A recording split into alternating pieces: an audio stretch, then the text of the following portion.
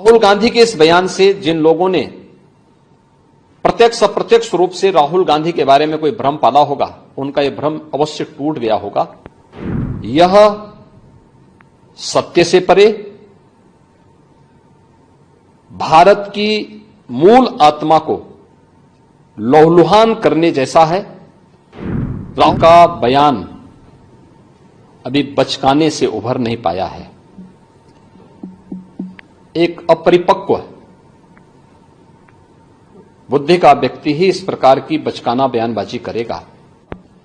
हो सकता है कि नेता प्रतिपक्ष बनने के बाद श्री राहुल गांधी परिपक्व होंगे, लेकिन मुझे ये बोलते हुए अत्यंत खेद की अनुभूति हो रही है कि उनका बयान अभी बचकाने से उभर नहीं पाया है। एक अपरिपक्व बुद्धि का व्यक्ति ही इस प्रकार की बचकाना बयानबाजी करेगा। हिंदू भारत का मूल समाज है, भारत की आत्मा है।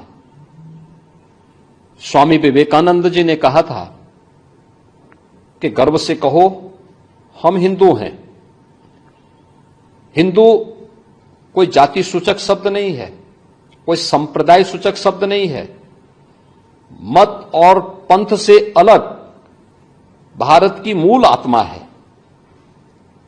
श्री राहुल गांधी के इस बयान ने, जिसमें हिंदुओं को बारे में जो टिप्पणियां की हैं, यह सत्य से परे भारत की मूल आत्मा को लहूलुहान करने जैसा है। भारत माता के लहूलुहान करने के इस प्रकार के दुर्भाग्यपूर्ण बयान के लिए श्री राहुल गांधी को देश की जनता से माफी मांगनी चाहिए। राहुल गांधी के इस बयान से जिन लोगों ने प्रत्यक्ष अप्रत्यक्ष रूप से राहुल गांधी के बारे में कोई भ्रम पाला होगा, उनका यह भ्रम अवश्य टूट गया होगा। मैं श्री राहुल गांधी के इस प्रकार के वक्तव्य की निंदा करता हूं और कांग्रेस पार्टी से कहता हूं कि वह श्री राहुल गांधी से भारत की जनता से माफी मांगने के लिए कहें। सर, एक और बयान उन्होंने पार्लियामेंट में दिया राहुल गांधी जी ने। उन्होंने कहा कि अयोध्या का नाम लिया और उनका अयोध्या में जिस तरीके से विकास के नाम पर लोगों का यहाँ तोड़फोड़ की गई, अतिक्रमण किया गया, उनको मुआवजा नहीं दिया। आप किस तरीके से देखते हैं, कितना सत्य से परे है उनका? देखिए, राहुल गांधी के दोनों बयान इस बात के प्रमाण है कि इनको सत्य से कोई वास्ता नहीं है। हमने लोकसभा चुनाव कैंपेन के दौरान भी देखा है, अनलगल प्रलाप करके इन्होंने जिस प्रकार की गुमराह करने वाले वक्तव्य दिए थे, झूठे वक्तव्य दिए थे। संविधान का गला घोंटने वाले लोग संविधान के बारे में गुमराह करने वाले वक्तव्य देने के लिए विदेशी पैसे के बल पर चुनाव को प्रभावित करने का इन्होंने प्रयास किया। 1 लाख रुपए के फर्जी बॉन्ड भरवा करके भारत की माताओं को, बहनों को इन्होंने गुमराह करने का कार्य किया। और आज जो बयान फिर से राहुल गांधी ने दिए हैं, वे अत्यंत निंदनीय हैं और शर्मनाक भी। अयोध्या को उसकी पहचान से वंचित किसने किया था? क्या ये सच नहीं कि इंडी गठबंधन से जुड़े हुए लोग इसके लिए जिम्मेदार हैं? श्री राहुल गांधी और उनके सहयोगी इस बात के लिए जिम्मेदार हैं, जिन्होंने न केवल अयोध्या को वनवास दिया था, बल्कि सरयू मैया के रक्त के जल को भी रक्त रंजित करने का कार्य किया था।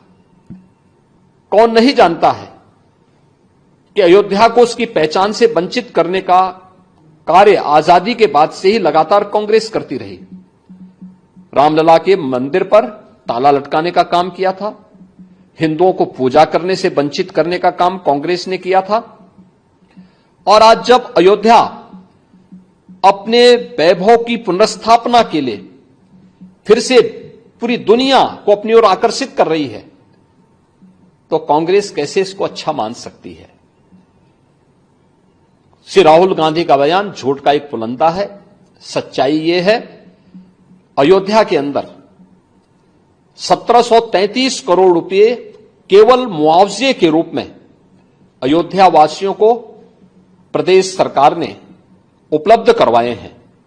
चाहे वह भक्ति पथ हो, राम पथ हो, जन्मभूमि पथ हो, चाहे वह एयरपोर्ट के निर्माण का हो, चाहे वह 14 कोसी परिक्रमा के मार्ग का हो, एक एक वहां के नागरिक को, जिसके नाम पे जमीन थी, जिसके नाम पे दुकान थी, जिसके पास दुकान का पोजीशन था, उन्हें प्रॉपर कंपनसेशन दिया गया।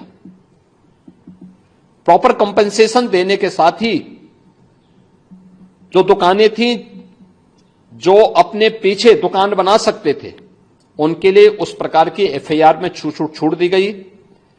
जिन लोगों के पास उस प्रकार की स्पेस नहीं थी, उनके लिए मल्टी लेवल कॉम्प्लेक्स बना करके वहां पर उन्हें शॉपिंग कॉम्प्लेक्स में उन्हें स्थान देने की कार्य को आगे बढ़ाया गया। श्री राहुल गांधी के बयान सत्य से परे हैं, झूठ का एक पुलंदा है।